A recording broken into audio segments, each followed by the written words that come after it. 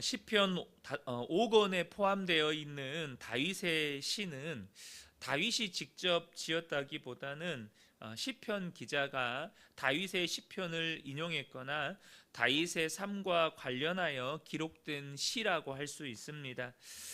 시편 144편은 하나님을 반석과 구원으로 믿는 자의 찬양과 간구의 시입니다.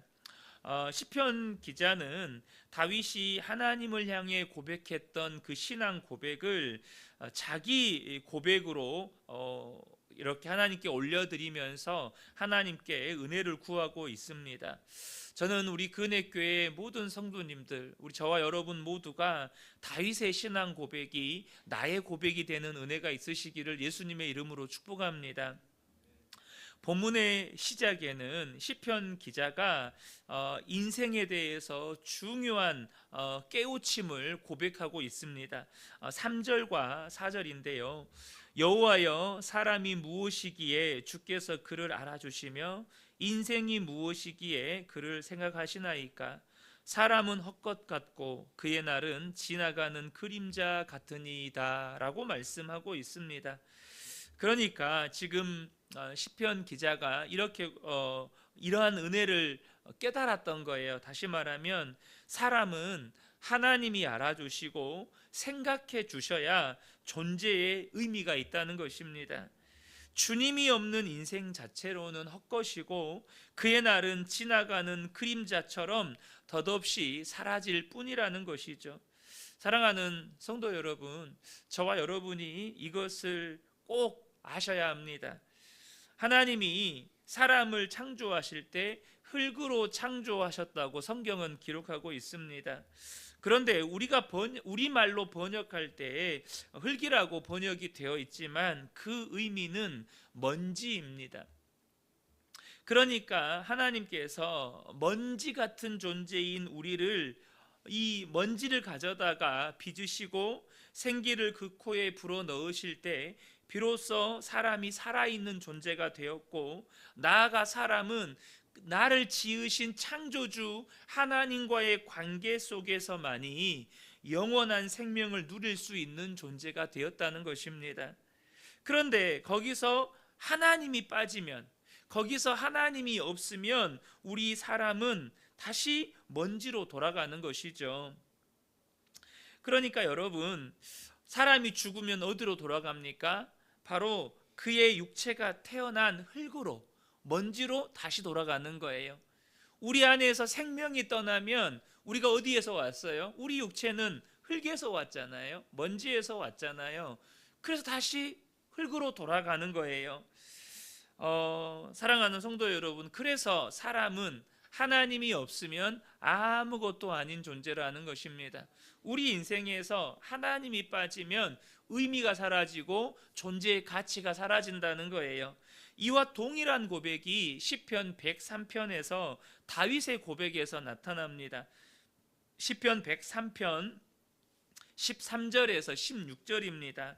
아버지가 자식을 긍휼히 여김같이 여호와께서는 자기를 경외하는 자를 긍휼히 여기시나니 이는 그가 우리의 체질을 아시며 우리가 단지 먼지뿐임을 기억하심이로다. 인생은 그의 날이 풀과 같으며 그 영화가 들의 꽃과 같도다. 그것은 바람이 지나가면 없어지나니 그 있던 자리도 다시 알지 못하거니와 라고 이렇게 고백하고 있어요. 오늘 본문에 여호와여, 사람이 무엇이기에 주께서 그를 알아주시며 인생이 무엇이기에 그를 생각하시나이까? 사람은 헛것 같고 그의 날은 지나가는 그림자 같으니이다 라고 했던 그와 동일한 고백이라는 것이죠. 하나님이 우리를 기억해 주시고 하나님이 우리를 붙들어 주셔서 붙들어 주실 때만이 우리는 그 의미와 그 가치가 있는 존재라는 사실을 저와 여러분이 아셔야 한다는 거예요. 하나님이 기억해 주셔야, 하나님이 생각해 주셔야, 하나님이 우리를 붙들어 주셔야 우리의 인생이 의미가 있고 가치가 있다는 것이죠. 그런데 이것을 진정으로 깨닫고 고백하는 자들을 하나님은 주의 영광을 드러내는 의의 도구로 사용해 주신다는 거예요. 다시 말하면 하나님, 저는 하나님이 없으면 먼지뿐입니다. 하나님이 나와 함께 하시지 않으면 나는 아무런 가치가 없는 존재입니다. 그러므로 하나님, 날마다 나를 붙들어 주십시오. 하나님, 날마다 나를 기억해 주십시오. 하나님, 나를 날마다 생각해 주십시오. 그렇게 자신이 어떠한 존재인지를 깨닫고 그렇게 하나님을 바라보는 자, 하나님을 경외하는 자를 하나님이 의의 도구로 쓰신다는 거예요. 그 고백이 1절입니다. 나의 반석이신 여호와를 찬송하리로다. 그가 내 손을 가르쳐 싸우게 하시며 손가락을 가르쳐 전쟁하게 하시는도다. 그렇게 내가 하나님 없으면 먼지뿐인 것을 알고, 하나님 없으면 아무것도 아닌 것을 알고 하나님을 바라보고 하나님의 도우심을 구했던 시편 기자를 하나님이 가르치셔서 하나님이 사용하셨다는 것입니다. 사랑하는 성도 여러분, 자신이 하나님이 없이는 아무것도 아닌 먼지뿐임을 인정하고 하나님을 경외함으로 바라보는 사람을 하나님은 가르치시고 빚으셔서 주님의 의의 도구로 사용하신다는 것을 저와 여러분이 기억하시고, 오늘도 주님의 의의 도구로 쓰임받는 저와 여러분 되시기를 예수님의 이름으로 축복합니다. 하나님 없는 자신이 덧없고 무가치한 존재인 것을 깨달은 시편 기자가 할 것은 하나님을 의지하는 것뿐이었습니다. 시편 기자는 화평의 악수를 청하고도 배반한 대적에 의해서 지금 큰 물에 휩쓸려 가는 신세지만, 그는 하늘과 산과 큰 물과 번개를 주장하시는 창조주를 신뢰했습니다. 그분이 나서시면 자신은 구원받을 것이고 자기 날이 그림자 같은 줄 모르는 악인은 무너질 것이라고 믿었습니다. 7절과 11절만 보겠습니다. 위에서부터 주의 손을 펴사 나를 큰 물과 이방인의 손에서 구하여 건지소서. 11절에 이방인의 손에서 나를 구하여 건지소서. 그들의 입은 거짓을 말하며 그 오른손은 거짓의 오른손이니이다 라고 이렇게 시편 기자가 그런 악인들에 의해서 큰 물에 휩쓸려가는 그런 신세 가운데에 있는 자신을 하나님께서 건져달라고 이렇게 구하고 있다는 거예요. 저와 여러분이 이 사실을 꼭 기억하셨으면 좋겠습니다. 비록 우리가 이 다윗의 때와 같이 혹은 이 시편 기자의 때와 같이 전쟁의 시대를 살고 있지는 않습니다. 그러나 여러분, 만약에 이 말씀을 한국 전쟁 당시의 성도들이 읽었더라면 이 말씀에 1000% 만프로 공감했을 거예요. 여러분, 밤마다 포격 소리가 들리고 총알이 날아다니는 땅땅땅땅 소리가 들리고 북한 공산군들이 언제 쳐들어와서 자신들을 죽일 줄 모르는 그러한 처지에 있었던 70년 전에 우리 믿음의 손조들이었다면 이 말씀에 정말로 공감했을 거예요. 지금도 여전히 박해받고 있는 아프리카나 중동의 그리스도인들 또한 동일하게 이 말씀 앞에 공감했을 거예요. 그런데 여러분, 우리가 전쟁의 시대를 비록 지금 살고 있지 않지만 여러분, 우리는 여전히 세상 속에서 시달립니다. 세상은 하나님께 속한 자들을 미워한다고 주님이 말씀하셨습니다. 그러므로 여러분, 하나님은 오늘도 우리를 건지시는 분이십니다. 그러므로 저와 여러분이 오늘 하루를 살아갈 때 주님만을 의지하며 주님의 건지시는 은혜를 경험하게 되시기를 예수님의 이름으로 축복합니다.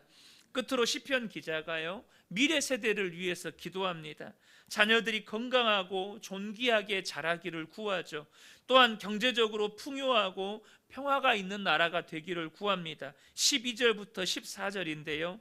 우리 아들들은 어리다가 장성한 나무들과 같으며 우리 딸들은 궁전의 양식대로 아름답게 다듬은 모퉁이 돌과 같으며 우리의 곳간에는 백곡이 가득하며 우리의 양은 들에서 천천과 만만으로 번성하며 우리 숫소는 무겁게 실었으며 또 우리를 침노하는 일이나 우리가 나아가 막는 일이 없으며 우리 거리에는 슬피 부르짖음이 없을진데.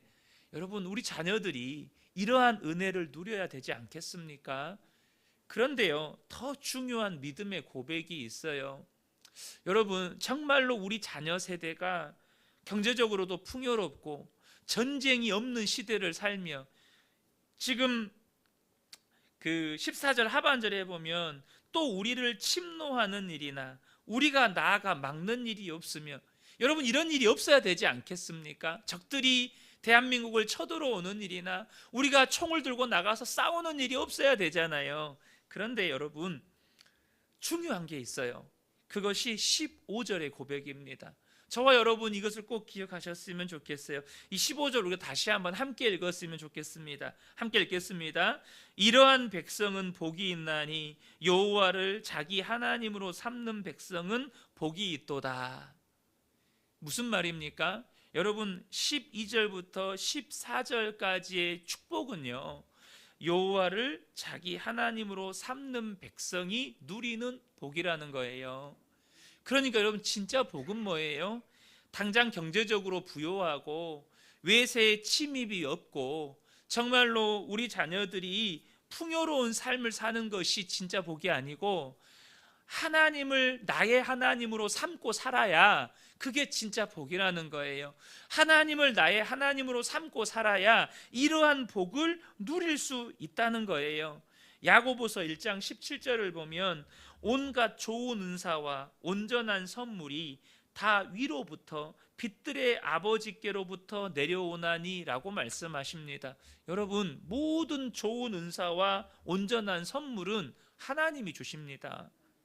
하나님이 주세요. 그러니까 진짜 복이 뭐예요? 우리 자녀들이 하나님을 나의 하나님으로 섬기고 사는 거예요. 우리가 정말로 자녀 세대를 위해서, 미래 세대를 위해서 기도할 때, 하나님, 우리 자식들이 하나님을 나의 하나님으로 섬기며 살게 해 주옵소서. 여러분, 우리가요, 미전도, 선교에서는 미전도 종족이라는 표현을 씁니다. 그러니까 미전도 종족이라는 개념 자체가 자기 민족에게 스스로 복음을 전해서 이렇게 교회를 세울 만한 그런 복음화율을 가지고 있느냐로 판단하거든요. 그러니까 자기 민족에게 스스로 복음을 전할 수 없는 민족을 여러분 미전도 종족이라고 합니다. 보통 1% 이내에 이렇게 기독교 복음화율을 1% 이내의 종족들을 미전도 종족으로 보거든요. 여러분, 지금 우리 자녀 세대들이 있잖아요. 10대, 20대 미전도 종족 복음화율입니다. 정말로 예수 믿는 자녀들이 없어요. 믿는 부모들이 믿는 세대라고 하더라도 자녀들이 안 믿는 세대가 너무 많아요. 그래서 여러분, 대형 교회 수만 명이 모이는 대형 교회를 가더라도요, 믿는 자녀들이 극히 드물어, 너무너무 소수예요. 사랑하는 성도 여러분, 정말로 우리 자녀 세대를 위해서 기도하셔야 합니다. 우리 자녀 세대가 하나님을 나의 하나님으로 섬기는 그런 자녀들 되게 해 주옵소서.